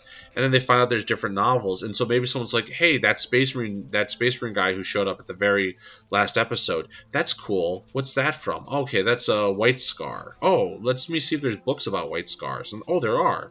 And that's how they get more hooked. Or maybe someone really does get into Yeah, chaos because this. They're like, wow, Slanesh is really cool and stuff. And it's like, okay, then you find books about, Slaneshi cults and demons and stuff like that. And you kind of just snowball more into the yeah. hobby. I just One think, of the things that I could mhm, definitely see being like sort of the first kind of Xeno thing they go into in that kind of case would probably be some just slight hints of a Gene Stealer cult. yes, that'd be the easiest way to do it. Yeah, It's not too much. It's something people can understand. It's nothing too crazy and outlandish. Um, exactly, yeah. Not like the tower that's like you have to explain their whole culture and stuff like that. It's like Jeez, gene yeah. stealers are very simple. They are what they are. Yeah, So exactly. you know, I was gonna say as well, real quick, two things actually. I think that, as you said there, I think that it has potential to draw a lot of people into 40K because if we look at, for example, Marvel, right? Sure, it was popular among the like old school stereotype of nerds when it was yeah, just, and when it was just comic books. But look at it now; it's comic books, it's movies, series, toys, everything, games, right? And I mean, we know that they did try here and there. Like they had a few early on Hulk movies and such that went like, sure, they were enjoyable, but they were a bit under the radar. I think that one of the major ones that really kicked it off was Iron Man, when they got Robert Downey Jr. there. But I mean, when they managed to get that to kick off, suddenly that kind of being a nerd was the popular thing all of a sudden, right? So definitely the kind of movie series genre is an absolute potential to open up 40K to a lot of people. And I was also going to say there, with what I personally kind of hope for the mystery day here is to get a bit more about the animations that they have hired all the animators for now recently. Yeah, I'm hoping that this is kind of the build up to, you know, this is our media. It's not just Eisenhorn, but it's like, these are all the shows that are coming. This is when they're coming. This is when you can watch these things. This is when you can, you know, this is where you can watch them. I know there's a lot of talk, like, will GW do, their own platform, yeah. And I don't know if that's a good idea or not. Like, the clear thing would be, like, just pick one that exists. Logic would say Amazon Prime is most likely the case. And I know we're all saying this in the hearsay. Like, tomorrow we're going to find all the information. Maybe we're wrong. Maybe they're just going to just announce Eisenhorn and that's it, and everything else is still going to be up in the air. But what I'd like is, I would just like to get just dates. To be like, okay, this is coming out this month. This is coming out this year. Like, just give me an idea of when these things are coming. And, you know, I look forward to it. I wonder, I doubt it, but I wonder if they're going to also, because they hired the Astartes guy, will they be like, oh, we're also having some of his stuff ready to go? I don't know. Probably. They hired Sayama Peterson for Astartes. I don't remember the names of everyone else, but they got the Iron Within, which was originally Iron Warriors, but it seems to be a bit more about Imperial Guard against Iron Warriors now. They have the Exodite, which is Tau. Yeah. And they have, I forget his name now, but the dude who animated the Hell's Reach novel. So they hired him a while back. Yeah, he's doing the Blood Angels Tyranid thing, which looks really good too. I'm very excited about that. You know, and that's the thing too, is like, I want to get people excited. I want to get friends and family members into this world. I mean, granted, I know stuff like my brother will never pick up a version of the tabletop game, which is fine. But it's like, I want to get more people into this world, and if you can do these through these animations or these TV shows, that'd be great. I'm just hoping that when Eisenhorn happens, it's not going to start off with just a giant lore dump, you know, of stuff people have no idea what they're talking about, and they just turn off the television. I actually remember that as a bit of an example here. The Warcraft movie, when that came out, I'm a fan of it because I've played World of Warcraft for like 15 years, so I knew a lot about what was going on, but it was all very fast paced, and anyone who had no knowledge of World of Warcraft would just be confused and lost more or less all the time, because one second you're in this city, suddenly you're in that other city, and it was just back and forth, and it was a lore dump, right? So I definitely hope that they go easy on it and really ease the viewer into the universe, and that's something that you can do and still make enjoyable even for longtime fans. Like I think that if they really pull it off, they can make this like, so it starts out slow and just like easing it in, right? But they can probably have a lot of kind of background details that it doesn't really matter too much, but the people like us are gonna notice it, like, oh, that's the Inquisition seal or something, right? I mean, obviously it's Eisenhorn, but just small things like that to intrigue even the longtime fans. Well, things like, they shouldn't mention things like the Horus Heresy and the Emperor and Terra. It should all be slightly hinted at here and there, but you shouldn't know these things. I could see someone just going like, we have a message from Terra itself. Yeah. And that's about it. Right? You know, the thing is, what I don't want it's like, it starts off and it's just as long. It's like the Horus Heresy, and it's just like, no, just that doesn't. People aren't gonna know what half this stuff is. It's just like Yeah. just start off with this what Eisenhorn's mission is, and then just let the world grow from there. I shouldn't have to hear about Space Marines or other alien races like the Eldar and stuff like Yeah. that. It should be small bits, and the logic would be Eisenhorn is after a Slaaneshi cult, and that's how you get your Game of Thrones scenes in there. But then like through that you learn about the fall of the Eldar, and maybe like an Eldar actually like comes into play at a certain point, trying to like destroy the cult because they're trying, obviously they're trying to stop Slaanesh, and you Can start. you imagine a Harlequin? That would Damn. be cool, and yeah, and then it's just the only problem with Harlequins is that they're covered in a mask, so are people going to see that and they're going to be like, why doesn't it take off the mask? Like that's the only reason why I advocate for a regular Eldar over a Yeah. Harlequin. It's just you start small and you build up, and then like you shouldn't be like, oh, Space Marine, because it's Eisenhorn's story. He's a Yeah. space detective, so treat it like a space, treat it like any detective story, right? We're slowly Eisenhorn learning the world. PI. Yeah, but that's the thing. It's like he shouldn't travel to a lot of planets. He should honestly be stuck on the No. same planet for a while. You know, That's the thing, right? Because books and such, they can take this, like, you can have this, like, long skip in the book, and you can even just write, like, 6 months later and the start of the new chapter, right? But generally, if he's in an investigation campaign on a planet, that would take him a while. That would be way enough for a whole season of stuff, right? yeah, One thing that I'd be a bit worried about, because doesn't Eisenhorn have a like astropath in his retinue? yes, I think that just they'd have to be very careful with that, because just having this dude who just has weird powers that aren't really explained, and trying to explain the warp would be even worse. So they'd have to be very careful about yeah. that. It's once again, it's small stuff.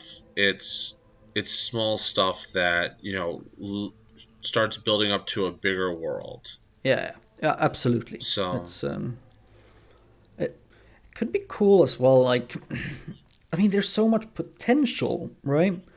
And again, it's something that we as longtime fans can realize. Like, for example, if you put him on some planet, it could be any planet. And I mean, it could have Cadians there, could have Valhallans there. It could be anything. And for someone who's new, just like, oh, there's some guardsmen. But for us, it's like, oh, it's Valhallans. Cool. He's somewhere around there probably. And there's so much potential. yeah. Yeah. So that's the nice part too, is that that would be your first. You wouldn't see Space Marines off the bat. No. Like the worst thing they could do is like they're at like some type of bar. There's like three Space Marines on like the back Jeez. wall or some shit like that. It should be like, if anything, there's like guardsmen there. It's like you start building up small to this world, and you get a bigger idea of things as the world grows. As the story progresses, the world grows. But these characters should be the most interesting part of the world, Absolutely. because that's what's going to get people. People didn't like Iron Man because Tony Stark's going to fight this character and this character and this character.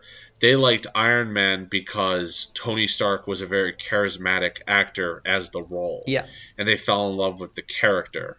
So if Eisenhorn is an interesting character, then you're going to have your success with it. Yeah. So I could see at most them kind of hinting at Space Marines. Like, imagine the scene, like Eisenhorn is kind of standing on some balcony, right? And he's looking up, and you just have this Thunderhawk flying above and heading up into space to go to a battle barge or whatever. Doesn't need to be seen, but just recognizably for us, a Thunderhawk. And it tells us fans that already know some stuff, Space Marines were for some reason on this planet. He doesn't even need to mention it. We just see that Thunderhawk, and for anyone else, it's just like, oh, cool. Something flew over. It's a relatively, like, cliche scene in a sense. I'm fine with Space Marines like being in the very last episode. Like Yeah. he's getting completely like it shits hits a wall and all of a sudden like a cultist or more importantly a demon like gets killed by a bolt shot and all of a sudden like that's when the Space Marines come Yeah, and you don't even absolutely. have to show them fully too. Like you can just be like he's like Eisenhorn's on the verge of like passing out and you can kind of see this giant warrior but like you shouldn't have Mm. to go into it to like once again it's like you want to slowly weed people into this world and you want people to be like I want to know more, so we'll see what Yeah. happens. We know the show's coming. The Yeah, question is absolutely. what will the show cover. My biggest fear is it starts off with just like a giant lore dump Yeah. like before anything's happened where it's like the year is the 41st millennium and Jeez, yeah. it's been 10,000 years the emperor is stuck on the golden throne and since the Horus heresy when the emperor's son betrayed it's like no just it's like follow Xenos and it's like no just start off small like it should be this like just start off small and work your way up Yeah. so You know what I well think we'll would be see. cool there with the idea there that of Space Marines at the very end, right? So imagine he's like, yeah, he's nearly enough knocked out. You hear this just really heavy, loud bang from a bolter, right? And he's just kind of passing out. So you see this dizzy, but the only thing you see on the very last frame is a kind of like zoomed in image of the chest plate with the Imperial Aquila on what is very obviously power armor, but nothing else to show the chapter or anything. Just the Imperial Aquila is the final scene. Yeah, that's fine too. You kind of want to try and go for that like Angel of Death idea Yeah. too. Well, once again too, we'll see what happens. Yeah, I'm very absolutely. curious for the future of Eisenhorn, future of just media. I mean, was it Bolt and Hammer? I mean, yeah, compared to Astartes, it looks like literally like a Saturday morning kids cartoon. Though it's Yeah. definitely not. But I thought I saw some footage of Creed from the Imperial Guard. So I would absolutely love to watch like a Mm. little short about Creed. That'd be fantastic. But like once again, we'll see what happens. Oh, I'm absolutely, very curious to see absolutely. the direction things go. Just, just, So just a bit over 12 hours or so until we find out. Or well, until we find out what's for this mystery day of Warhammer Fest. Might be longer until we find yeah, out anything else. it could be. Once again, there's a lot of things. Maybe they will do a psych out and they'll do a plastic Thunderhawk gunship. It's possible. What I mean, I'm legitimately not counting on it. Like, I really don't expect it to happen. didn't I'm they more. tease some plastic some plastic Knights of Bretonia a while back? It could be some return of the fantasy, like the old world Warhammer. That's absolutely true. So Mm. they did announce that we're going back to the world that was before. If I'm butchering it, I apologize. I don't know a lot about that setting, Yeah, no worries. but I know people were excited about that. It looks really cool. Not gonna lie, I'd like to get into that. I still have a AOS army I have yet to finish building. Oh, which I one? got the cow, and I'm gonna butcher it, and I Caradron apologize. Overlords? Yeah, that's the ones I got. So, but apparently now Crab Army is all the new hotness. Like Oh, I those. may have gotten on the wrong boat. Now I may want to get into Crab Army. Wasn't that So Necromunda? no, it's not Necromunda. It's a Warpath or War Beast or Oh. something. It's like, but I just want the crab model. Like just sell me my crabs, Hmm. GW. I'll buy them. It's okay, bros. Jeez. I So could have sworn that was from the boxed games one, though. it is from the box game. Okay. So it's for I think Warpath or War Beast or something like that. Hmm. So We can actually look it up here. Because they should show. Oh, was it Warhammer Underworld's Dire Chasm? something like that. Yeah, Yeah. probably. Hmm. So yeah, the box game stuff looks cool. Don't get me Yeah. wrong. I just think it was just the whole like, hey guys, I know you really guys want plastic, like a normal plastic th- uh Thunderhawk ship, and then it's like no. Instead, you get. That's actually the thing that pissed me off when the first aeronautical came out. I was like, oh sweet, I can get these guard Hmm. airplanes in plastic, And they're and then they're like, tiny. well, no, yeah, no, it's. Hmm. I mean, I have one. I built one. That's the other thing too.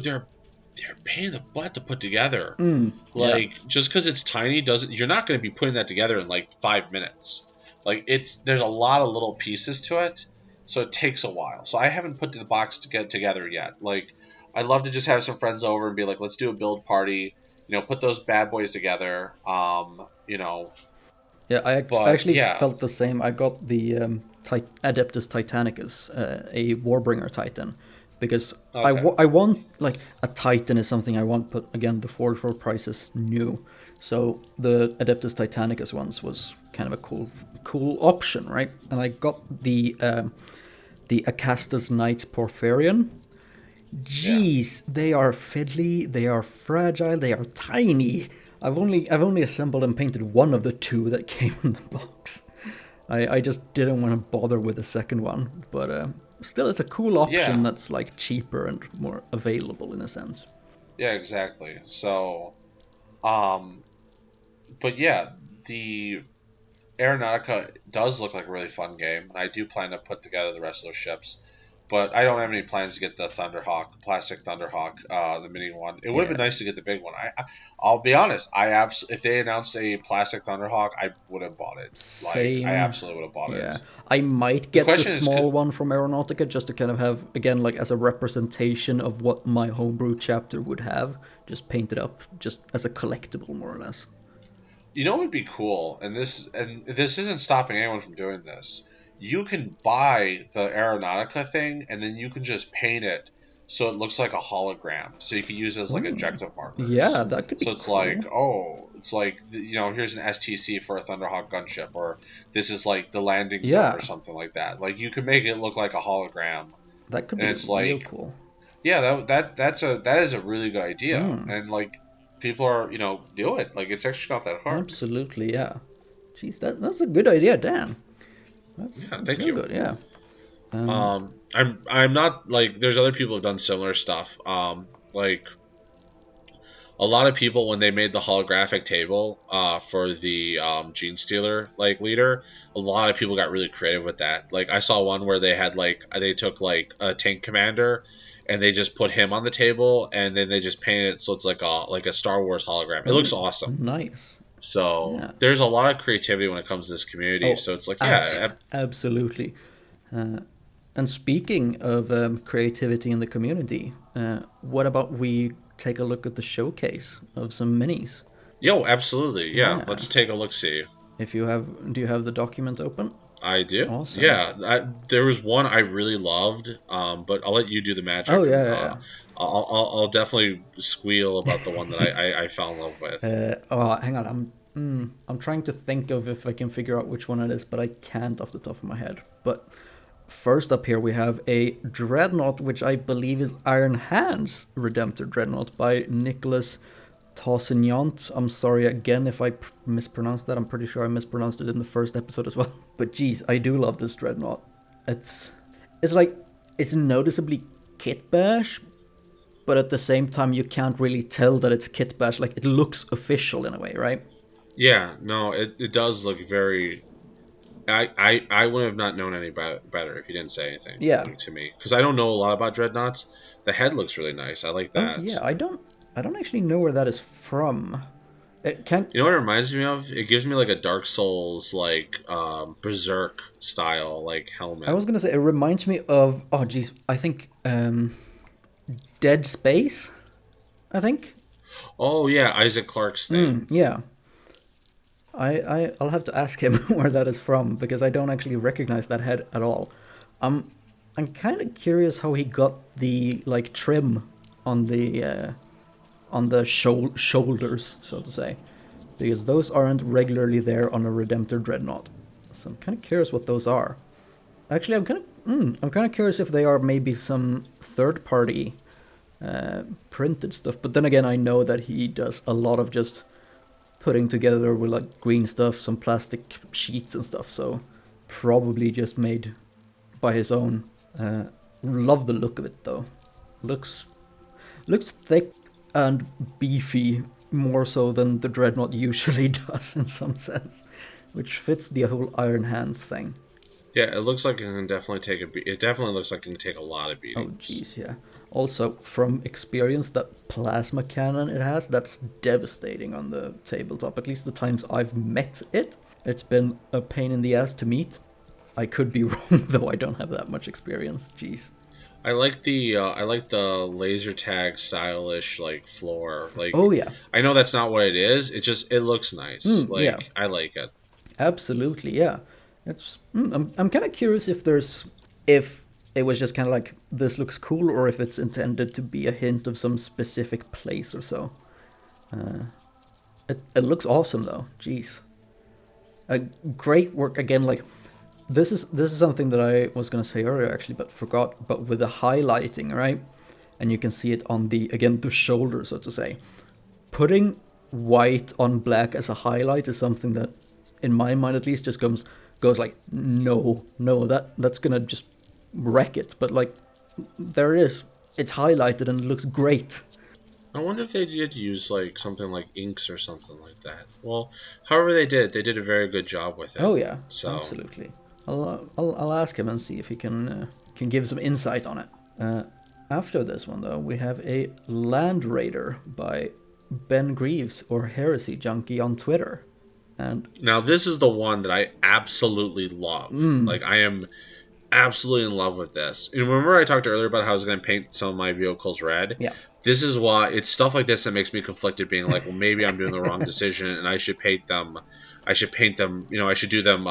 This looks very similar to Ironbreaker Silver. It's probably like Stormhost, Ironbreaker, or Grey Knight Silver. yeah. But it's like, damn, does this look Oh nice? jeez, Like, yeah. and that's why it's just like, because my dudes are silver with red helmets, red backpacks, white pauldrons with gold trim. But it's like stuff like this, I'm just like, shoot, maybe I should do silver for the vehicles.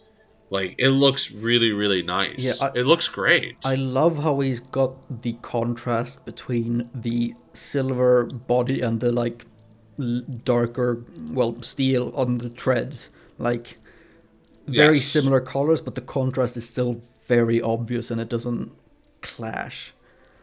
And the blue No, is it looks so good. It clean. looks very good. And the blue just pops so nicely.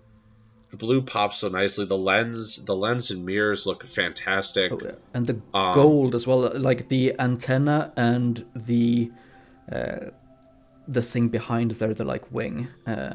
the yeah, that's a yeah, that looks really nice. I think it's supposed to be like the command Oh yeah, that might be, bunker or yeah. something like that. I don't think it's a I don't know I don't know enough about Land Raiders to say anything, but no, it looks gorgeous. Oh, It looks really, really nice. absolutely. And like the heraldry on the side doors and on the front as well. Very nicely done. Jeez. Yeah, 10 out of 10. Like Absolutely. this is really impressive. I love this one a lot. Yeah. That's yeah, it's just ridiculously clean in some sense, right? Like I would not be able to do this without having spludged some paint somewhere and just noticeably missed some marks here and there. Jeez. It's great. And No, very very well I done. just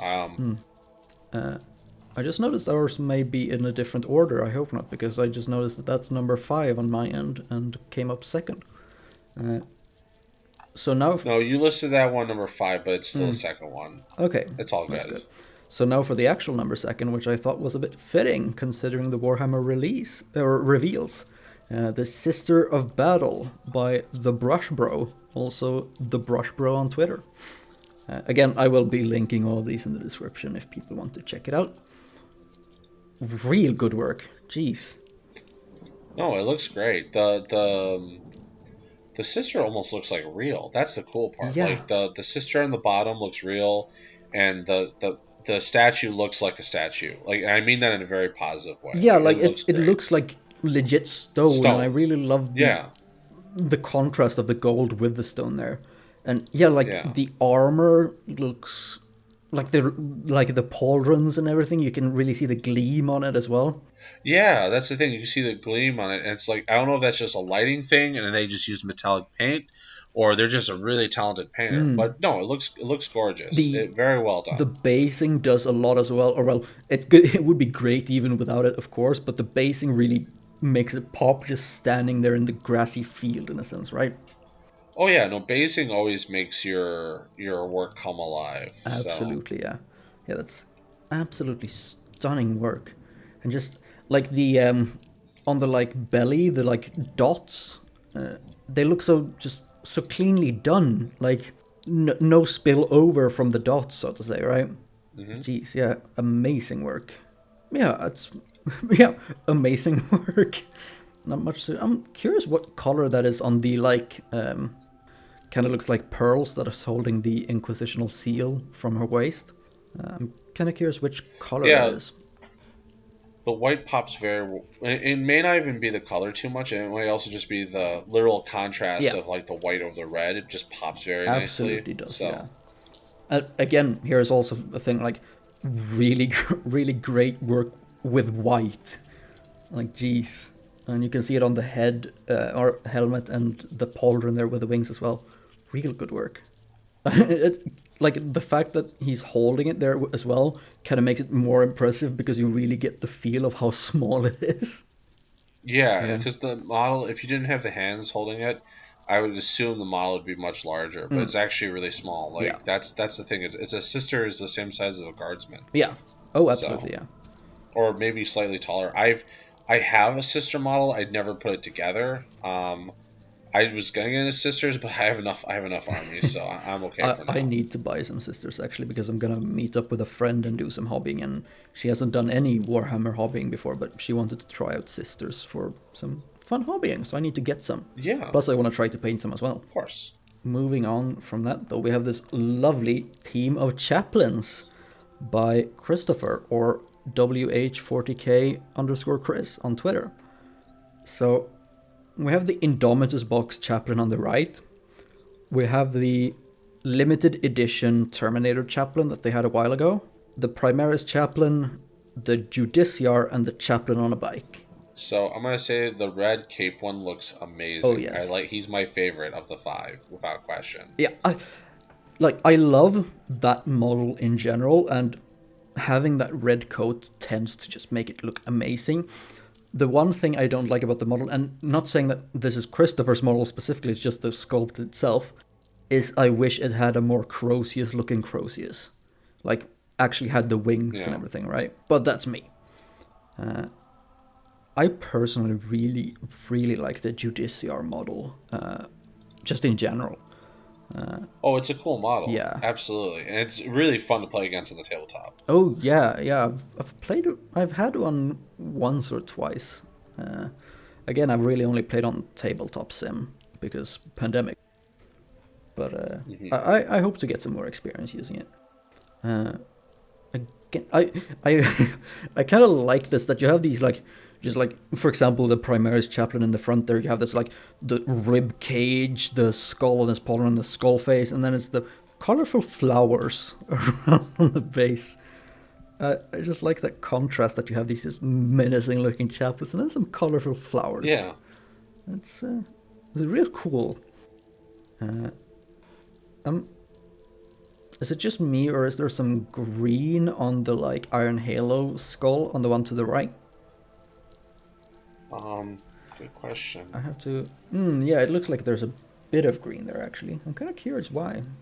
Unless there's just. Oh, I know why. On the one on the right, that's because the eyes are glowing green. So Oh yeah. Oh yeah. Yeah. Yeah. it's the Okay. eyes Yeah. it's the eyes of the skulls. It's going for like a glowing green effect. So no, it looks nice. Yeah. I had to enlarge in the picture a bit. Uh, Absolutely great work though. Jeez.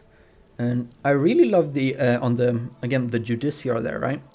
The contrast between the kind of very brown kind of leather coat and then the very much lighter um, leather gauntlets. Great contrast between those. Yeah, in general, amazing work. And last but not least, by Jamie Dodd, we have this Primaris Captain uh, of the Ultramarines, I believe. Pretty sure it's the Ultramarines. Oh yeah, no, this is without question. It's absolutely Ultramarines, and this looks ultra awesome. Yeah. No, they did a really good job. This looks great. I love their power sword. Looks very good. It looks almost comic, and I mean this in a very positive way, it looks very book like style. Like it looks like it just walked off the pages of a comic book, and I mean that like in all like the best ways possible. Yeah. It looks very nice. It's very vivid. It's not too cartoony, but it's got shadowing in all the right spots. You know, it looks very heavy metal And style. yeah, So he's pulled this off as well. That I know that a lot of or some people prefer the non-metallics metallic because he's yes, made like the entire armor seem metallic because well it's power armor, but he hasn't actually used metallic colors there. It's just blending all different hues and geez, yeah, amazing work. I am kind of curious. I haven't actually painted this model, the like cape. I'm curious if the red line there is free-handed at all, or if that's just if that has its like a rise or something to make um, it easier. I mean, even if it didn't rise, you know, even if it rise, it's going to take a Yeah. detailed hand to Oh do that. yes. I'm actually kind of curious how they did that. You Yeah. know, did they just paint it? Logic would say they painted it red first, and well, I don't know. Actually, that's a good question. They could just be very talented at it. Yeah. You can do stuff like that with guard, where you do trim. I never do that. I'm just like fudge it. It's like his whole outfit's red. You know, like oh, I could do red with white trim. Yeah, I'm not gonna do that. Yeah. So Yeah. No, that is amazing work. And something that really pops to me as well is the top of the scope on the bolter, the metallic there as well, or the non-metallic metallic. Absolutely stunning work. Jeez.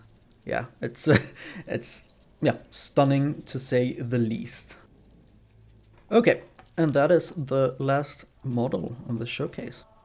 I have to see. I got a bit lost in all my setup here when I had to enlarge in the image and show. But I think this brings us to a time where it's time to wrap up the Voxcast because it's a 40k thing. It's a Voxcast, not a podcast.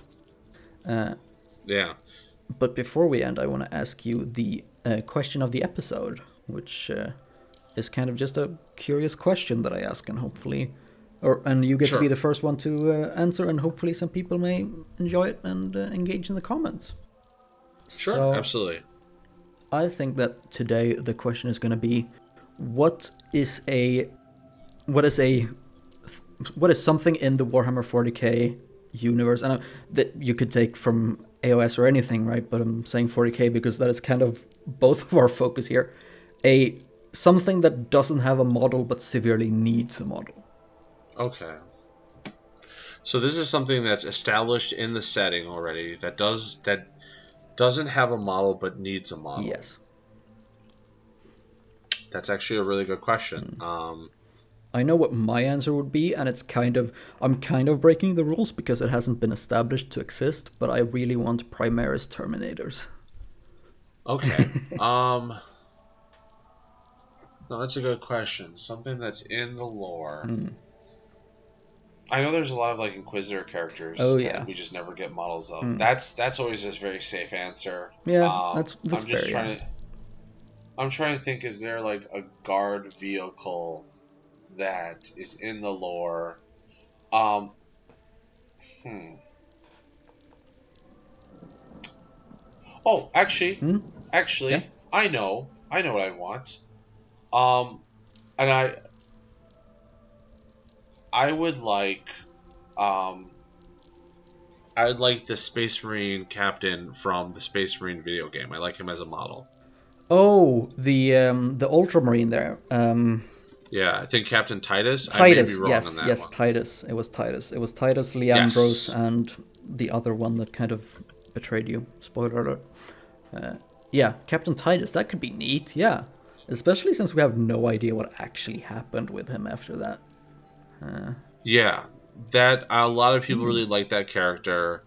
Um, so he's definitely a safe bet. Yeah, Um, I mean, I guess another solid answer would just be, you know, literally any of the Primarchs yeah. because we don't have models of them that, you know, they're in the lore, they exist. But I like Captain Titus. I like that idea. I think Captain Titus was a good character because even though he was a captain of the Ultramarines, he did have this like there are times where you can't just follow exactly what a book says. There are times where you have to improvise and go with your own initiative, right? So I think that, like, in some sense, humanized him a lot more to a lot of people. Yeah. So, but I mean, like, I guess the non-Primarch answer would be like probably like Captain Titus. I'm pretty sure there's some type of vehicle that's been talked about in the lore that some type of vehicle that has been talked in the lore that just we don't know to love. I just unfortunately can't think of it at the top of my head, but that is legitimately a good question. So, Imperator um, Titan. I'm just trying to think: is there a guard tank that Yeah. we I mean, don't? technically, you could go with that, like, Volkite tank one, because there's no plastic model of it. True, but that's Yeah. but there's still a model of Yeah. it. Yeah. So Yeah. Yeah, no, I'm not that well versed with guard equipment, so I can't really say. I But mean, oh, you know what? yeah, Actually, I know yeah, an imperial lander. So while you have your massive cathedrals, a lot of guard troops get landed on the planet through like these giant imperial landers. yeah. So I know that wouldn't really be used on the tabletop, but I think they can vary in size. I think it'd be fun just for the sake of like transporting your army. But obviously, yeah, transporting your army in an expensive model is a really, really, really, really bad idea. Um, but that would I be mean, kind of cool. again, there is the Forge World Thunderhawk that is more or less a transport in a sense. I mean, sure, it has guns as well, but still expensive transport. Yeah, But I yeah, mean, I guess if I want to, can I add on to your question with another ab- question just to tie this absolutely, up? go for it, man. All right, so this is probably an easier question. If you could get any existing model or non-existing model, well, actually, no, we'll just go with existing model. As plastic, what would it be? Jeez, there is one that definitely comes to mind immediately, and that is the Lictor. The Okay, Tyranid that's a good Lictor, one. because that one is currently fine cast. Otherwise, I would personally really love. It, it's not really a single model, but all of the Horus Heresy, like Legion Praetors and Terminator armor, like the Dark Yeah, Angel Terminator or Cataphractii Terminators, and I have my Blood Angels Crimson Paladins. Those would be really cool to have in a more affordable and accessible plastic. yeah, that's great. What My would you money go would with? be without question, Krieg, just basic Krieg Oh, infantry units. That's it, nice and yes. simple. Yes. You know, Absolutely. and you know what's Absolutely. funny? I'm not crazy, so I'm not actually too much crazy about their lore. It is good lore. Don't get me wrong. I'm not trying to insult Krieg at all, but it was that Soda's video that just absolutely 100% sold me on Krieg. Oh yeah. That. I love the Mhm. just wacky nature of that. Jeez. Yeah, it was just a very good video. I like a Yeah. lot of his works. I think there's also another person that did a very good Krieg video that was like a trench one. But yeah, there's good stuff out there. So Wasn't that Sodas as well? I could be misremembering that. no, so there Okay. was so here's the two like big Krieg animated works, which is you have Sodaz and then you have Absolutely Nothing did the other one. So Sodaz did the one where Cadians and a Dark Angel are going Yeah. through a forest and they get attacked by cultists and Krieg save the day. Yeah, they ride The in on horseback. Yeah. Yeah, the other one done by Absolutely Nothing is the Krieg are fighting a battle in the trenches, and they get a platoon gets the order to charge through no man's land to Oh, attack once again cultists. These are both yes. very different but similar animations. Sodes is falling back on the you can get away with more with darker, like it's easier to do animation, just like with through like why was the classic scene with the T-Rex at night? It's because it's easier to do CG stuff in dark as Yeah. opposed to light. But the Deathcore Creek one is through like midday light through absolutely nothing, and it looks really good. So these are two great channels. I also recommend because more animators out there the better. Oh, um absolutely. Yeah. And it's a cool way for us to see, like, a different sort of creative expression. I mean, different. It's not like just or well, if you have the time and motivation, you can learn to animate. Absolutely, but it's a cool thing that it's moving the creative side of the hobby beyond just the minis, right? Yeah, It's there's really also cool. someone else working on one last project. I'm trying to get their exact thing. They're calling the project Vrax. Oh Um, yes, yeah. that looks very promising. I think it's called Janovich Vrax short film. So I I will assume be that's linking all of these in the description as well. yeah. They Yeah. have some really cool work, and they're definitely someone that's trying to build this up from the ground up. Does is this an absolutely huge endeavor? Absolutely, but it's going to be kind of curious to see what it looks like when it's done. But Yeah. once again, that's the cool part about 40K is just awesome creators doing awesome things. So Yeah. Absolutely. that being said, unless there's anything else, I want to thank you again so much for having me be part of this awesome journey with you, and I had a blast today. Yeah, and thank you for coming on. I also had a blast, and it was a pleasure having you on and talking to you about Warhammer, which is the passion of us all. Yeah, And absolutely. that And is, once again, my activity is, I'm very active on the Baltimore's Guide to 40K Discord server. We're a very nice community, and we're a really great place if you want to learn how to paint, learn more about the lore, share memes and stuff like that. We're always happy to help people, get more into the hobby, have fun with 40K, because at the end of the day, that's what it is. It's a fantastic hobby yes. where you can really, flex your creativity, be it on the tabletop, be it in tactics or painting, or be it in lore and art. So yeah, Yeah, absolutely. And I believe that sort of fitting with the theme of Baltimore's Discord, because I know that he has this as a personal sort of passionate thought as well, is that at the end of the day, we are all fellow hobbyists. We are all fellow just enjoyers of Warhammer, whether it's AOS 40K or whatever part of Warhammer it is. No one is above the other, right? We are all just fellow hobbyists enjoying the franchise. I think that's just true about like a lot of hobbies. Yeah. I think this will be my like last point.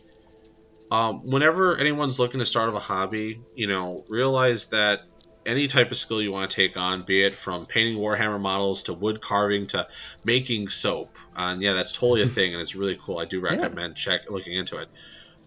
You're always going to be climbing the mountain. You're never gonna. No one. There's a lot of people who are going to get very impressive, but like the reality is that you're never going to become the master. Doesn't mean that you're not going to make amazing works. Like I promise you, if you keep at it, you absolutely will. But it's that journey on the way up that's more important than the final destination, and you should always be striving to learn something new, be something better the next day. And remember, it's always like one small step. You start off today, you do something cool, and you learn to paint your first model. It looks okay, it looks crappy, who cares? Like you're getting your feet wet, and then you're going to keep getting better and better and better at it, and you're going to learn new things about yourself, you're going to learn new skills, and it's going to be awesome. So once again, any hobby you want to get into, especially this hobby, I recommend it. Yeah, absolutely. As do I. And yeah, with that, it is time to end. So thank you all for listening, especially if you listened through to the very end here. Again, I will be linking as much as I can of what we've talked about, so animations and such in the description, as well as the creators of the miniatures we showcased here today. And I want to thank you again for coming on and being the guest for my third episode here, and I hope to maybe have you on again in the future. Yeah, that'd be fantastic. So thank you again, Excellent. everyone, for listening. I really appreciate you listening to my stories and advice and stuff like that when it comes to 40K. Oh yeah, some great advice there. Thank you everyone, and goodbye. Hello again. I mentioned at the beginning that I would speak a little about a charity event, and I will detail it a little further here. The event is called Slug Wizards, an open miniatures invitational where you bash together your own Slug Wizard miniature up to interpretation. Along with this, it is a fundraiser as well. I have another video coming up as soon as I am able to manage it, where I speak with the host of the Slug Wizards event, and it goes even further into detail there. Thank you all for tuning in to this episode of the Inner Sanctum Voxcast. Thank you so much to Bohdan for coming and being my guest for this one, and thank you to everyone who continues to offer kind words and support. If you would like to support me further or follow me on what social media I have, there are links in the description below, as well as relevant links to everything that has been discussed in this episode.